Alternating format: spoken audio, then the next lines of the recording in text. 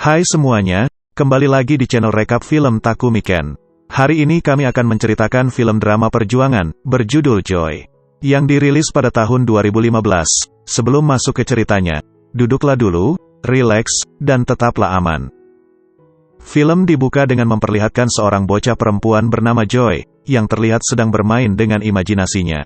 Joy merupakan bocah yang aktif dan kreatif dan senang mempraktekkan imajinasinya. Bahkan di usianya yang cukup muda, dia mampu menciptakan hal-hal baru yang tak lumrah di kalangan bocah seusianya. Saudara tirinya, Peggy, menganggap bahwa Joy adalah bocah yang aneh. Kehidupan Joy begitu buruk, karena orang tuanya sudah berpisah, sehingga membuatnya menjadi murung karena tak mendapatkan kasih sayang dari mereka. Akan tetapi sang nenek, Mimi, selalu menyemangatinya dan mengungkapkan bahwa Joy akan tumbuh menjadi wanita yang kuat dan pemberani.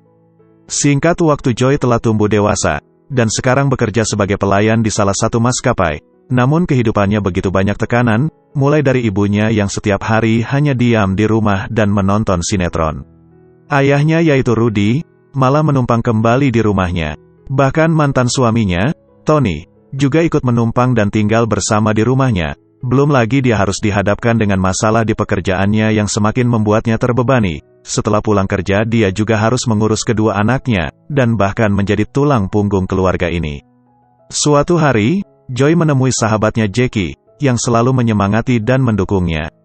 Mereka berdua lalu berbicara tentang kehidupan mereka, dan saling bertukar beban pikiran. Di tengah percakapan mereka teringat suatu malam ketika semuanya dimulai. Flashback beberapa tahun yang lalu saat Jackie mengadakan pesta di tempatnya, dan dia adalah orang yang memperkenalkan Tony kepada Joy. Tony yang saat itu menjadi penyanyi teater yang tampan, berhasil membuat Joy terpesona. Bahkan mereka tampil bersama dan tanpa terasa mereka menjalin hubungan, sampai menikah, dan memiliki anak. Mereka hidup bahagia selama beberapa tahun.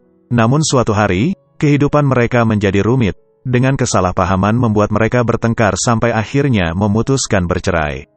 Kembali ke masa kini kita bisa melihat, Rudy, berkencan dengan wanita kaya bernama Pamela. Suatu hari keluarga Rudy dan Pamela bertemu di kapal mahal, dan mereka semua tampak bersenang-senang.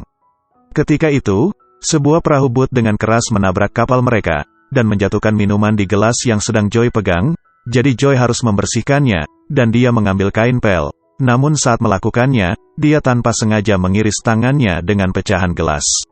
Saat di rumah, lukanya diobati, namun dia mendapat masalah ketika wastafel kembali mampet karena tersumbat rambut ibunya. Joy kemudian memanggil tukang ledeng bernama Towisan untuk memperbaikinya. Awalnya, ibunya menolak tukang itu, karena dia tak pernah memasukkan seorang pria ke kamarnya selama 8 tahun ini. Namun Joy berhasil membujuk ibunya untuk melakukan perbaikan, yang tak akan memakan waktu lama. Keesokan paginya, Joy meminta Tony untuk pergi dari rumahnya, karena bagaimanapun mereka sudah bercerai selama 2 tahun. Namun Tony mengaku belum bisa meninggalkan rumah. Setelah itu Joy meminta ayahnya untuk mengatur pertemuan dengan Pamela, karena dia ingin mendiskusikan tentang penemuannya. Besoknya, Joy bertemu dengan Pamela di kantornya, di mana Joy mempresentasikan ide barunya tentang gagang pel di depan Pamela. Menggunakan sketsa sederhana, dia menjelaskan rancangan barunya, yang dapat digunakan hanya dengan memegangnya saja, dan tak butuh banyak usaha. Awalnya Pamela tidak mengerti konsepnya, jadi Joy memberinya demonstrasi. Setelah menunjukkan gambaran umum, Joy lalu mengundang Pamela untuk berinvestasi dalam produk yang akan dia buat, dan dengan percaya diri mengungkapkan, bahwa hasil temuannya ini akan menguntungkan. Pamela yang kebingungan mulai berpikir keras, dia lalu mengajukan berbagai pertanyaan kepada Joy. Namun Joy mampu menjawab semua pertanyaan itu dengan meyakinkan, sehingga membuat Pamela mengambil keputusan untuk menyetujui ide itu, dan akan mendonorkan sejumlah besar uangnya untuk proyek tersebut. Setelah mendengar itu, Joy mulai membuat produk ciptaannya di kantor ayahnya. Dia juga menghubungi perusahaan dari California, untuk meminta memproduksi suku cadang pel dengan harga murah, untuk menghindari gugatan hak cipta. Perusahaan itu lalu menyarankan agar Joy membayar $50.000 sebagai royalti kepada seorang pria di Hong Kong yang seharusnya menjual produk serupa. Joy yang kekurangan uang ragu untuk membayarnya, namun dia tak punya pilihan lain. Dia lalu keluar dari pekerjaan lamanya, dan setelah berbulan-bulan bekerja keras, Joy akhirnya meluncurkan produknya. Dia kemudian mengunjungi beberapa pemilik toko, dan pabrikan dari perusahaan besar, berharap mereka akan membeli produknya. tetapi mereka semua tak tertarik. Merasa putus asa, Joy bahkan sampai berdiri di depan supermarket hanya untuk mempromosikan produknya kepada orang-orang yang lewat, namun usahanya sia-sia. Setelah kembali ke rumah, dia menemukan bahwa teleponnya tidak berfungsi, karena dia terlambat membayar tagihan bulanan. Neneknya lalu memberitahu Joy, bahwa Tommy, putranya, sedang demam tinggi, yang membuat Joy semakin cemas. Pada malam yang sama, Tony menemui Joy dengan wajah riang dan bercerita tentang Neil Walker, seseorang yang bekerja dengan perusahaan penjualan besar bernama QVC. Tony mengatakan bahwa Neil Walker tahu cara dalam berbisnis dan menyarankan Joy untuk mencobanya. Neneknya yang melihat mereka percaya, bahwa Tony dan Joy adalah pasangan perceraian terbaik di Amerika. Keesokan harinya Joy bertemu dengan Neil Walker. Joy segera memberikan demonstrasi tentang produknya.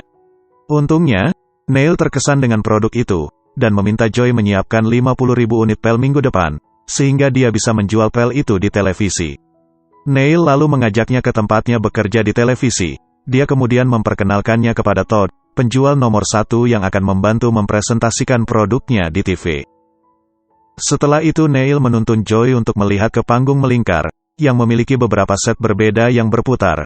Setelah acara dimulai, para host mulai mempresentasikan iklan mereka, dan pada saat itu Neil mengatakan hanya butuh beberapa menit setelah produk diiklankan, mereka langsung mendapat banyak telepon dari pelanggan, yang membuat penjualan mereka meningkat.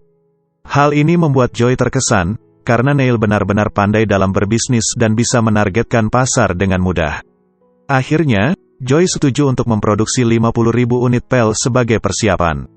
Setelah itu Joy mengunjungi Pamela, dan meminta bantuannya dengan meminjam uang $200.000, untuk membuat 50.000 unit pel miliknya.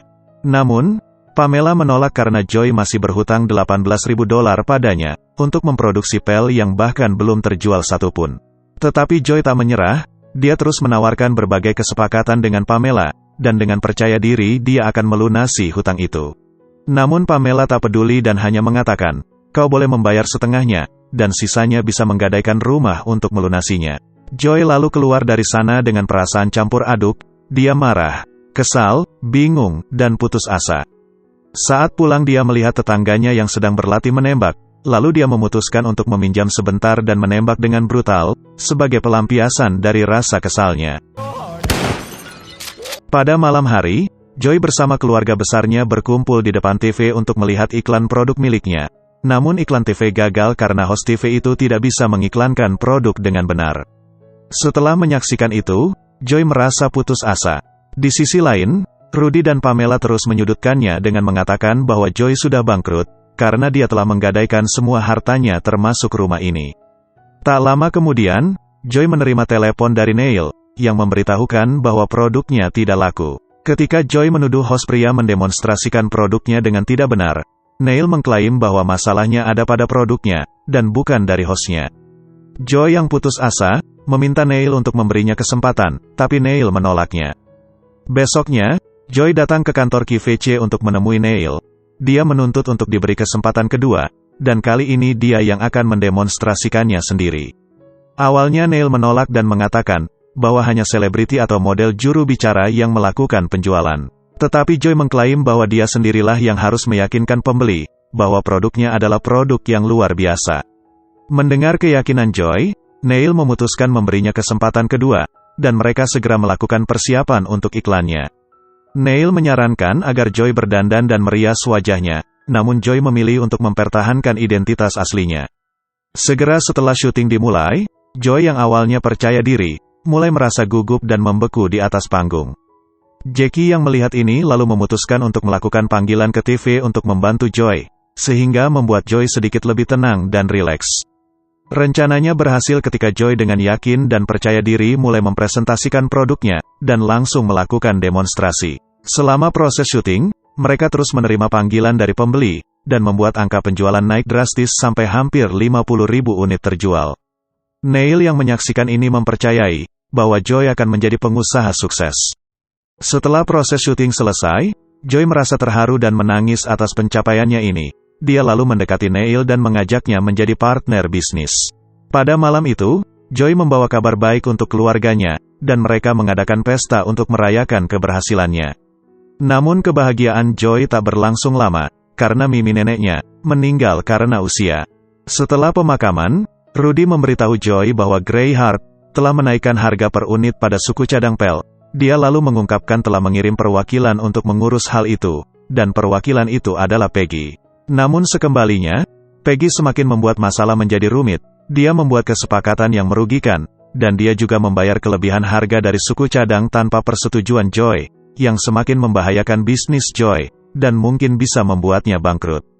Di adegan berikutnya, Joy pergi ke California untuk mendiskusikan harga dengan Greyheart, namun pria licik itu menolak mengembalikan uangnya ataupun menurunkan harga suku cadangnya. Dia mengklaim bahwa bahan baku yang dia butuhkan terlalu mahal untuk mereka produksi, jadi dia tak bisa menurunkan harganya. Mendengar itu, Joy menuntut untuk melihat proses pembuatannya, namun Greyheart menolak dan mengusir Joy keluar. Namun diam-diam Joy menyelinap menuju ruang produksi, di mana dia menemukan bahwa desain dan cetakannya sendiri telah dicuri dan dipatenkan oleh mereka, dan dia akhirnya paham bahwa dokumen kontrak yang dia tanda tangani berisi beberapa syarat, yang memungkinkan mereka untuk mencuri rancangannya dan mematenkannya sebagai milik mereka sendiri. Setelah kembali ke rumah, Joy menemui pengacaranya untuk meminta penjelasan. Pengacara Joy lalu menjelaskan bahwa ketika Joy membayar royalti, maka seharusnya semua desain dan cetakannya akan menjadi hak paten milik Joy. Namun mereka menggunakan cara ini untuk mencuri ide milik Joy. Joy lalu mengungkapkan bahwa dia membayar royalti hanya karena disuruh oleh Pamela dan pengacaranya. Pengacara Pamela meminta Joy untuk membayar royalti yang katanya untuk keamanan.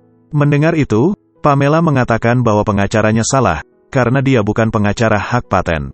Joy mengetahui fakta bahwa sekarang dia tak dapat pergi ke QVC untuk memasarkan produknya, karena produknya telah dicuri dan dipatenkan oleh orang lain. Sementara QVC terus menuntut agar produk yang diiklankan adalah produk milik sendiri, dan bukan patenan orang lain.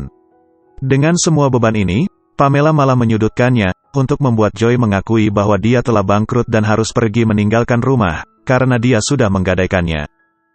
Joy tak punya pilihan selain menandatangani surat-surat persetujuan, yang semakin membuatnya stres. Namun, Joy mulai berpikir dan mengingat, bahwa di Hong Kong tak pernah ada produk serupa meskipun terlihat sama.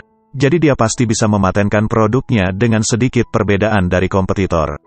Keesokan paginya, Joy pergi ke Texas untuk menemui Derek Marcum, pemilik pabrik suku cadang, dan dengan dialah Joy membayar royalti. Joy menuduh Derek melakukan penipuan dan penggelapan. Dia juga mengklaim menemukan dokumen yang menyatakan bahwa produknya tidak memiliki kemiripan dengan milik mereka. Jadi Joy seharusnya tak perlu membayar royalti karena kenyataannya produk mereka memiliki perbedaan. Royalti dan biaya yang dia bayarkan sebelumnya berarti adalah penipuan. Jika Derek ingin melanjutkannya ke pengadilan maka Joy akan siap membuktikannya. Di luar dugaan, Derek memilih untuk mengembalikan semua uang royalti milik Joy, bahkan akan mengembalikan 2 kali lipat. Joy setuju mendengar itu, dan menuntut Derek untuk menandatangani dokumen bahwa dia tak memiliki hak finansial. Adegan kemudian beralih beberapa tahun setelah itu, terlihat di mana Joy telah menjadi pengusaha sukses yang bahkan membawahi dan mensponsori investor lain. Jackie dan Tony adalah orang kepercayaan Joy, yang setiap kali membantunya. Joy dan Neil bertemu kembali setelah beberapa tahun, dan menyatakan bahwa mereka adalah saingan dalam berbisnis namun tetap menjadi teman dalam kehidupan normal.